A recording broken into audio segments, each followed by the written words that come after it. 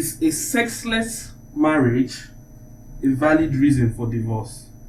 A marriage where the wife no longer gives the husband sex, is it a valid reason for divorce? Because cases like this do happen. I know of a man that says 7th of November, according to how I read it on Twitter last year, Toto, he never said Toto. Capital, yes. Okay. Why do I think so though? Personally, you're telling me to be committed to one person for life, Okay. for Christ's sake. So if sex is not, it's not there, it's not in the option, I don't think there will be so many things will go wrong. I might not be loyal. I won't really get any intimacy towards you. I won't really feel you anymore, yeah? So I feel like if there's no sex, especially when I talk to you about it, hey, look, I need this thing. You're my wife, for Christ's sake, I married you, I need it. I don't want to go outside, yeah? And then you're telling me no, maybe, I don't know, maybe you just want to be alone, or like, and it's going on for years and years and years. Oh, good divorce, so, because I don't think I can cope with it. This is speaking from my perspective. Okay. So I feel like, yes, when there's no sex in a marriage, it should be considered. What do you think, Lima?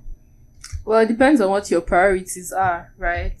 1 year and 6 Come on. months. Like, you and your partner should have an understanding. Yeah, have you thought of the They were possibility having that... sex before and then she just stopped. Okay, what if it's an open marriage? No, it's not an open marriage. Okay, it's not an an open African marriage. Okay, so they have the understanding that, oh, no matter what, they can't go out of the marriage.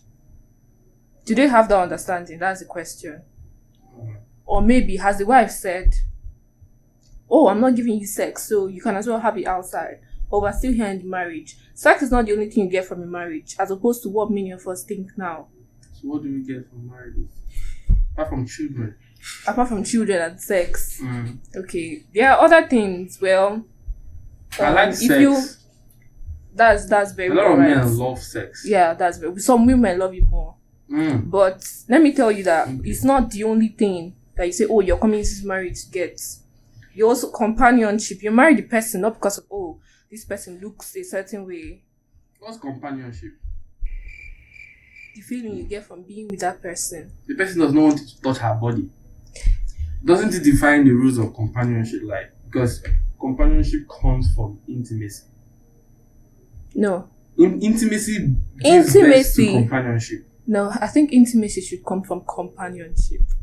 That you've been together, that you desire to now have a sexual relationship with that person. So it's not only the sexual relationship. Sexual relationship is like the cherry on top, the icing on top of the cake. But it's not the main thing. So if you have to understand that, okay, we're here together and we're still life partners, our souls are still intertwined. But then the sex, oh, you can get wherever. But, you and I share this love thing. There are people that have that understanding. And it's totally okay. But the man does not want to seek it outside.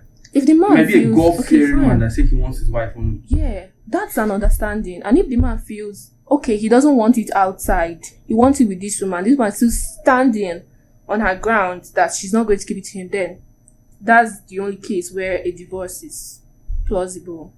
So Divorce still yes. is a What very you just serious said is thing. you said yes. You still said yes. Depends on their understanding now. Depends on their understanding on what the woman is saying and what the man is saying. There are men that, even without the women telling them, oh, go outside, they go outside without behind the woman's back to have the sex from the wife and have the sex. They like to have a goosey or bono or her everywhere. So if they can just have the other side, okay, you're not giving it to me.